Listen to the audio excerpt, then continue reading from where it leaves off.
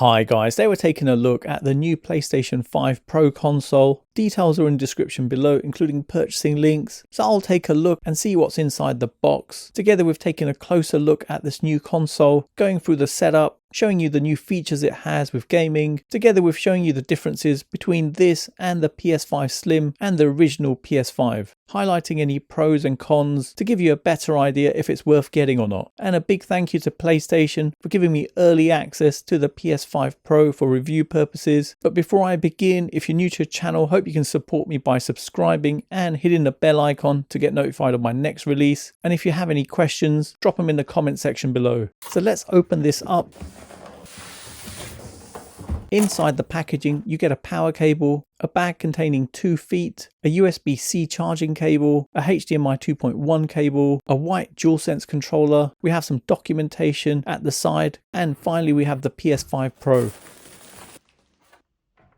There's also an optional stand that you can purchase for placing the console vertically, which I have here. Opening that up, inside you get some instructions, a screw in the corner with a plastic head for attaching the stand to the console. The stand has a cover over it and an adapter allowing you to use the stand with the original PS5 console. I'll attach it to the console, so looking underneath there's some vents and a small round cover which can be easily removed and placed for safekeeping in the stand. Then place the stand in position and secure it with the screw provided. Let's take a closer look at the console, and it does look really good. It has a similar design to the PS5 Slim, with it being slightly bigger. It has 4 panels just like the PS5 Slim, but it has a slight difference as there's a black strip with a rippled design between the top and bottom panels, which goes from the front to the back in a diagonal line that actually looks pretty cool. All the panels have a matte white finish. At the front there's a power button together with 2 USB-C ports. The middle area from the top to the front of the console is black with a glossy finish. Looking at the left hand side, in the top left corner you've got the PlayStation logo cut into the plate with it looking glossy behind there. Then coming over to the right hand side at the bottom, you've got the PlayStation symbols that stick out slightly, with the inner part having Sony written on it, and the inner part of the plates have tiny PlayStation symbols just like the previous consoles. Coming around the back, and you've got a Kensington locking point, a HDMI 2.1 port, a LAN port, 2 USB-A ports and a power input port. The 2 small feet that you get with the console are used to rest the console horizontally. To use them, you'd insert them into the gap between the 2 plates on the right hand side, and the PlayStation symbols at the bottom provide additional stability.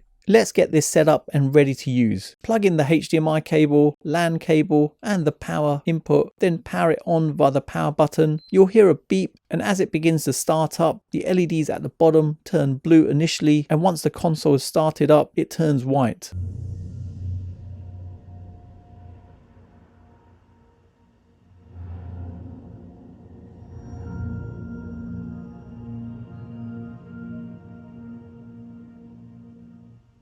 Next, connect up the controller with the Type-C cable you get in the packaging, and the other end plugs into the console. Then press the PS logo and the console will pick up the controller. Now you can remove the cable or leave it plugged in to charge the controller. Let me quickly run through the setup. Select your language. Turn off the screen reader if you don't want it. Adjust the HDR settings. Power options for rest mode. I'll go for low power use. Accept the license agreement. Update the system software. So this initially downloads it. It then prepares the console for the update to be installed and restarts. Once restarted, the console begins installing the update and then restarts again. You can then take the controller, press the PS logo. It then says DualSense wireless controller needs an update. Just let that run through. Next, you need to sign in with your PSN account. You can either create a new one or sign in with an existing account. I'll sign in with my existing account using my mobile by scanning in the QR code on the screen. Once signed in, you can secure your account. For console sharing and offline play, I'll initially select don't enable, but I'll change that later on. Transfer data from another console, I'll skip and finish, and that's it. As simple as that to set up. You get initially presented with one game pre-installed, which is Astro's Playroom, and looking in settings, storage, you can see it has more storage. So from the 2 terabyte SSD, you can see 1.89 terabytes is usable which is over 2.5 times more than the original PS5. So great to have more storage, allowing me to store a few more games. There's only one version of the PS5 Pro console available, so a digital version, unlike the previous versions where you can choose between a digital and disc version. The user interface is identical to the previous consoles, and I actually went through every menu option to see if I could spot a difference, but it was completely identical except in screen and video, where there's now 2 additional options. The first one is allow 8K output, which surprised me as they no longer show 8K on the box, and the second is enhanced image quality for PS4 games. Compatibility wise, the PS5 Pro can play all PS5 games and is backwards compatible with over 8,500 PS4 games. The PS5 Pro uses the same DualSense wireless controller as the PS5 and is compatible with the DualSense Edge wireless controller, together with it being compatible with all other accessories like the PS Portal and all gaming headsets. So everything for the original PS5 and the PS5 Slim will work with this.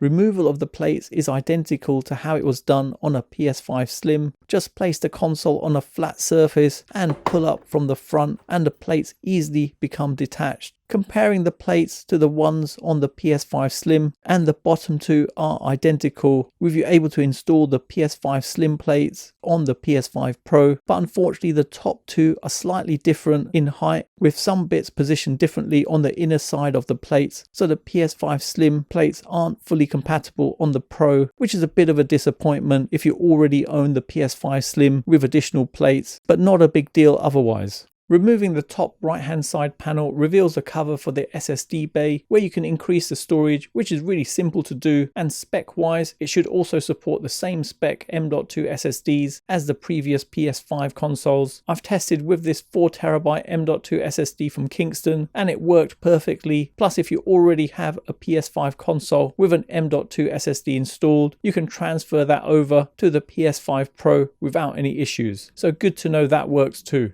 Now, as the PS5 Pro is only available as a digital only edition, it's a bit annoying if you already own a number of disc-based games, but you do have the option of purchasing a separate disc drive for the console, which is the same drive used by the PS5 Slim, costing around £100 or $80. But unfortunately, the scalpers have been at it again, with many of these selling for double the cost on eBay. So a bit annoying to see this happening again. So you're probably wondering exactly what is different with the PS5 Pro. Well, it has 3 key features, with the first one being the upgraded GPU, which now has 67% more compute units than the current PS5 console, together with memory that's 28% faster. This enables up to 45% faster rendering for gameplay, making the experience much smoother. Then there's advanced ray tracing, with more powerful ray tracing added that provides more dynamic reflection and refraction of light. This allows the rays to be cast at double and at times triple the speeds of the current PS5 console. Then there's the AI driven upscaling, which introduces PlayStation's spectral super resolution, which is an AI driven upscaling that uses a machine learning based technology to provide super sharp image clarity by adding an extraordinary amount of detail. Gaming wise, there's a number of PlayStation games that will be patched with free software updates and marked with a PS5 Pro Enhanced label.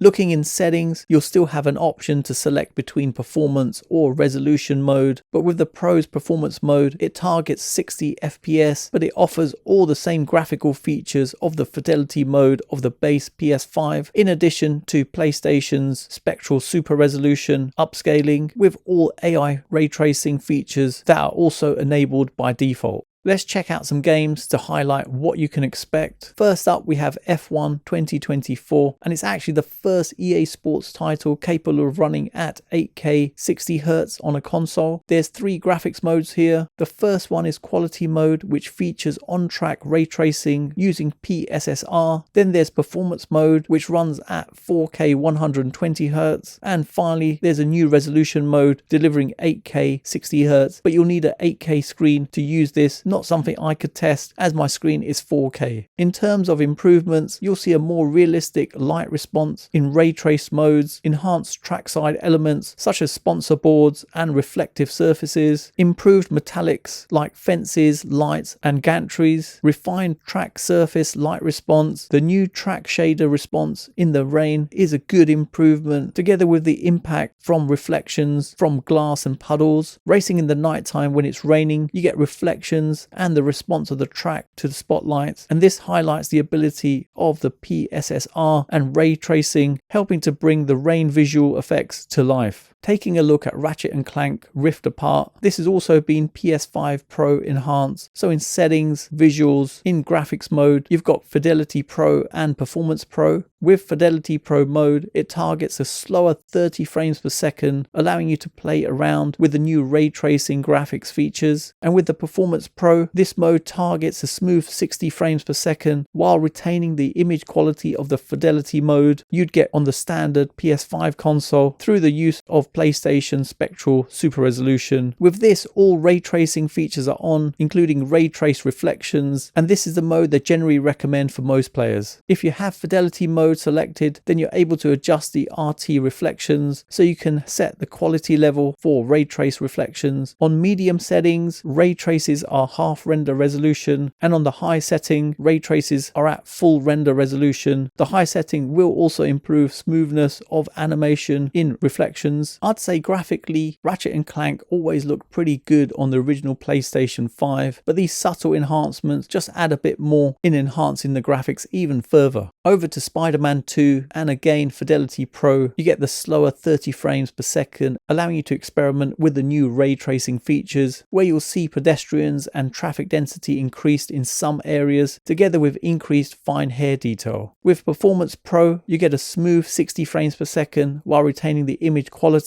of the standard Fidelity mode through the use of PlayStation Spectral Super Resolution. All ray tracing features are on, including ray trace reflections, ray tracing on water, and ray traced window interiors. Graphically, Spider-Man 2 looked awesome on the original PlayStation, but again, these subtle enhancements just add more in pushing the graphics even further. Over to Gran Turismo 7, and I was really looking forward to checking out the PS5 Pro Enhanced version, but the update for this wasn't released while I was doing this review, so I'm looking forward to seeing what that's going to be like. PS4 games wise, there's an option to enhance image quality on PS4 games. I've tested this out with a couple of games, and I assume it attempts to upscale the picture in some way, but in all honesty, I didn't notice any major difference in image quality with this, so not sure what was happening with this one. Doing a side-by-side comparison of the packaging from the original PS5 and the PS5 Slim, the Pro sits in between both of them, with the original console packaging having a handle on it. Lining up the three consoles side by side, and you can see the Pro and the original PS5 are similar in height, but from the top view you can see the original is a lot deeper.